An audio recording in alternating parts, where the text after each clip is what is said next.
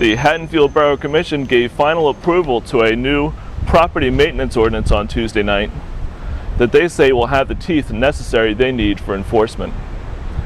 Like at a prior meeting in September, passionate opponents told the Commission that they think the measure was intended to drive out senior citizens and people of less means from Haddonfield, in addition to impinging on their property rights.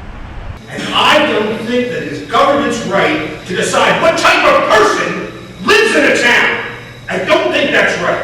And I think we do that too much here. And maybe I'm even guilty of that sometimes. Maybe sometimes I should remind myself of what it was like to be in this town and not be able to afford to fix up my house, much to the chagrin of some people who don't agree with that assessment. But that is the truth. And I don't forget those days. I do remember those days. And so I urge you to rethink this from the standpoint that it is not government's right or privilege to aesthetically control who or what type of person should live in a town.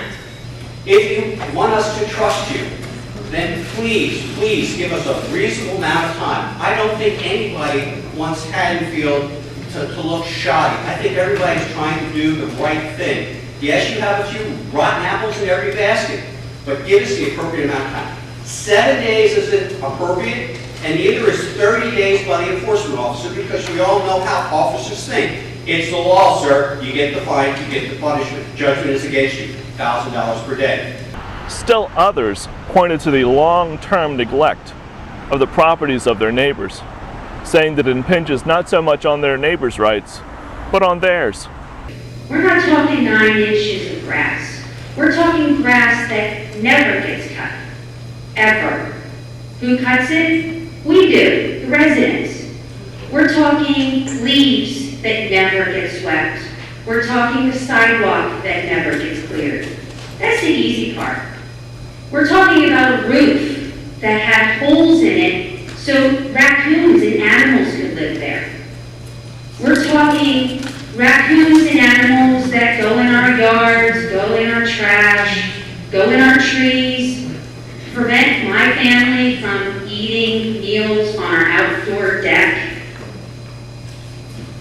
I've been a commissioner for 22 and a half years, and I can tell you from the first year I was elected, I had people come to me asking for relief for certain properties in their neighborhood is causing hardship for them. A substantial amount of public discussion is my suggestion that we adopt it tonight.